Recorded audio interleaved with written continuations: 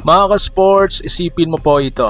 Sa susunod na FIBA window, kompleto ang Gilas Pilipinas ng NBA level talent. Jordan Clarkson, Jalen Green, Ron Harper Jr., Dylan Harper at isang 6'10" athletic big man na si Kamaka Hepa. Ang tanong ngayon, papalag kaya ito laban sa buong Asia o baka dominasyon na nga ang mangyayari? Tara i-breakdown natin isa-isa. Kung trip mo po ang ganitong content, pa-iwan ng follow at pa-subscribe na din. Tara po, simulan na natin. Mga ka-sports, kung hilig ninyong bumili ng mga Gilas jersey, Gilas accessories at mga gamit na pang basketball, habang nanunood po kayo sa aking mga videos, kindly check this basket on this lower part ng ating video at magpa-pop up yung ating mga items sa gilid. Mga legit po yung mga items dyan and see to it po na makabili po kayo ahead of time kasi meron po yung mga discounts and mga promos depende po sa seller. And also, kunting suporta din as a content creator po. Salamat!